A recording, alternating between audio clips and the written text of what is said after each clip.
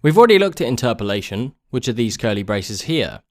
Interpolation allows Angular to essentially bind specific properties from here. So we have app component.title, and then we simply bind it in the template.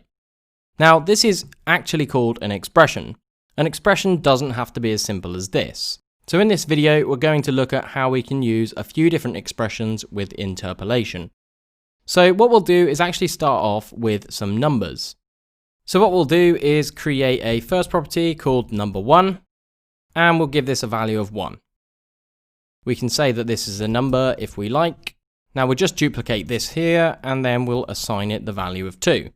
So we have properties number1 and number2. We don't have to set an initial value in the constructor because we're setting them up here. However, we can now go ahead and start using them in our template.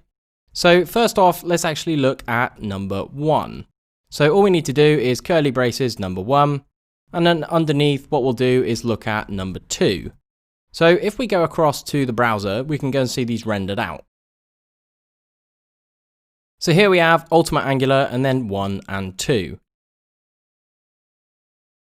What we'll do to separate these is just wrap them in a div tag so that we can put them onto a new line. Now the interesting thing is because these are an expression, we can actually do JavaScript-like features. So here we've got number1 plus number2. So because these are actually number values inside our component, Angular will then know this and then actually do the maths underneath. So let's go and try this out in the browser. So you can see when we land in the browser, we see the number 3. Let's look at another example. We'll do another div, and inside of here, what we're going to do is use a ternary expression. So what we will do is we will just say is happy, and we'll do a smiley face if they are happy. Otherwise, we will do a sad face. Now, obviously, the is happy does not exist on the component, so we will go is happy, and we will say it's a boolean, and we're just going to set an initial value of true. So when we go to the browser, we should see a smiley face in our template. And there you go, we have the number 3 from the numbers, and we have the smiley face in the browser. So we can go back and change this to false, and we'll come back and have a look again.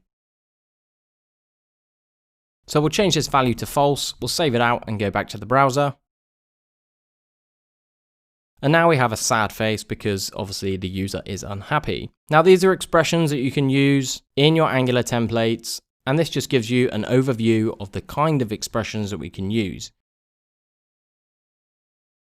With expressions, we can mix and match the types that we want to use. So for instance, title is a string, so I might want to put an exclamation mark after this. So here I'm actually concatenating both of the strings to add the exclamation. We'll save this out and go back to the browser.